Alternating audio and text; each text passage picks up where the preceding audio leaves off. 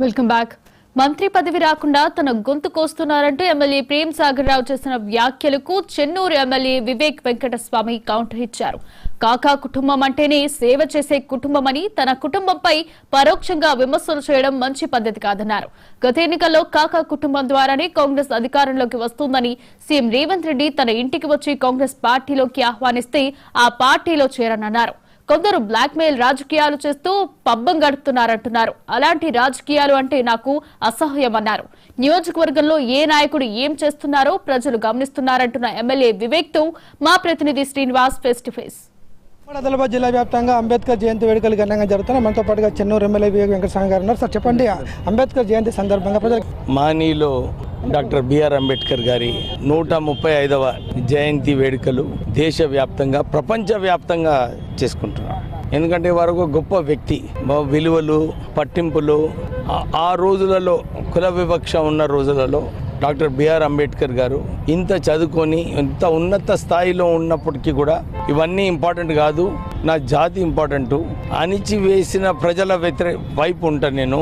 వాళ్ళ వ్యతిరేకంగా ఏదైతే కుట్రాలు జరుగుతున్నాయో దీన్ని అడ్డుకోవాలని వారు అన్ని త్యాగాలు చేసి ప్రజల వైపు ఉన్నాడు డాక్టర్ బిఆర్ అంబేద్కర్ గారు.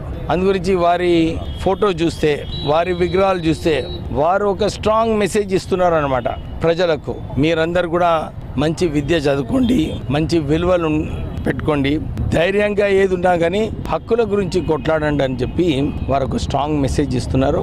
మనమందరం కూడా డాక్టర్ బిఆర్ అంబేద్కర్ గారు ఏదైతే కష్టకాలం ఉన్నప్పటికీ, ఆర్థికంగా వెనుకబడినప్పటికీ కూడా నేను మంచిగా చదువుకుంటాను, నేను కష్టపడి నా విలువలు పాటిస్తానని చెప్పి వారు 23 డిగ్రీలు సాధించడం జరిగింది. మనమందరం కూడా వారిని ఒక రోల్ మోడల్గా తీసుకొని వారి స్ఫూర్తితోని మనమందరం కూడా పనిచేస్తే బాగుంటుంది. ముఖ్యంగా ఈరోజు ఉప ముఖ్యమంత్రి పర్యటనలో స్థానిక ఎమ్మెల్యే ప్రేమ్ సాగర్ రావు కొన్ని వ్యాఖ్యలు చేయడం జరిగింది. తన మంత్రివర్గానికి కొన్ని కుటుంబం అడ్డుకుంటుంది, పార్టీలు మారిన వారికే పదవులు ఇస్తారా, 10 ఏళ్ల పాటు పార్టీని పట్టుకున్న వారు పదవులకు అడ్డుకుంటున్నారనేటువంటి వ్యాఖ్యలు చేయడం, దీని ఏ విధంగా అది చాలా చిన్న విషయము.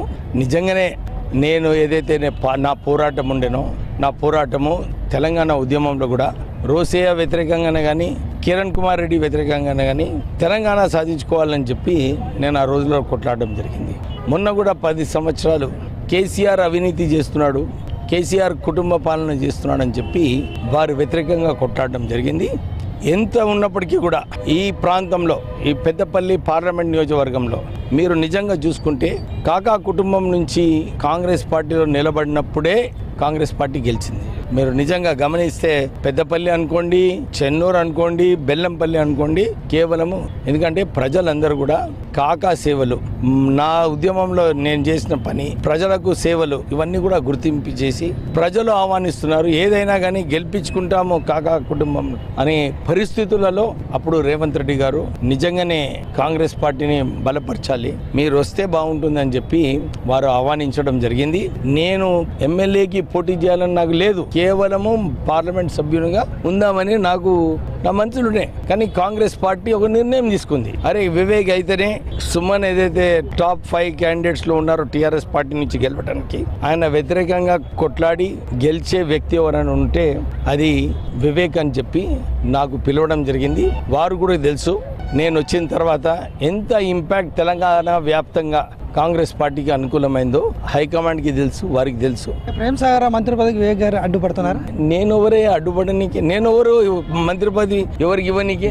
అధిష్టానము వారు ఏదనుకుంటారో, వాళ్ళు ఏం మాట ఇచ్చినారో, వాళ్ళు ఏమనుకుంటున్నారో వాళ్ళు నిర్ణయించుకుంటారు అధిష్టానం. నేను ఎవరు కాదు. నేను ఇప్పటి వరకు ఢిల్లీకి పోయి నాకు మంత్రి పదవి ఇవ్వని నేను అడగలేదు. నేను వేరే వాళ్ళ వ్యతిరేకంగా నేనెందుకు చెప్తా? నాకు చెప్పేది అవసరం లేదు. పాపం ఆవేదన ఉండొచ్చు, పాపం యాంగ్జైటీతోని వారు చెప్పిండొచ్చు. ఇది చాలా చిన్న విషయం, దాన్ని ఎక్కువ ఇంపార్టెన్స్ ఇచ్చేది అవసరం లేదు. ఒకే కుటుంబంలో ఇప్పటికీ 3 పదవులు ఉన్నాయి, ఇప్పుడు మంత్రి పదవి కట్టు వస్తున్నాం, మేము 10 ఏళ్ల పాటు పార్టీకి సేవలు చేసినాం, గుర్తించాలని అధిష్టానాన్ని కూడా అప్పీల్ చేస్తున్నాడు. చాలా మంచి విషయం అండి. నిజంగానే మంచి క్యాండిడేట్ ఉండు, గెలిచే క్యాండిడేట్ ఉండుంటే నన్ను ఆహ్వానించేది అవసరమే లేకుండే.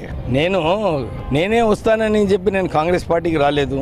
కాంగ్రెస్ పార్టీ గమనించి ఇక్కడ వేరే వ్యక్తులు వచ్చినప్పుడే కాంగ్రెస్ పార్టీ బలపరుస్తుందని చెప్పి రావడం జరిగింది. మీరు కూడా అర్థం చేసుకోవాలి, 22 రోజులలో ఇక్కడికి వచ్చి క్యాంపెయిన్ చేసి గెలవడము, ఒక స్ట్రాంగ్ క్యాండిడేట్ల మీద గెలవడం అంటే కాకా వెంకటస్వామి గారి పేరు ఏదైతే ఉందో, మా ఉద్యమంలో నేను ఏదైతే కష్టకాలంలో తెలంగాణ కోసం కొట్లాడినానో ప్రజలందరూ కూడా చూసి గెలిపించడం జరిగింది. ఓకే, ఇది ప్రధానంగా ఎమ్మెల్యే వేగా చెప్పినటువంటి పరిస్థితి కనిపిస్తుంది.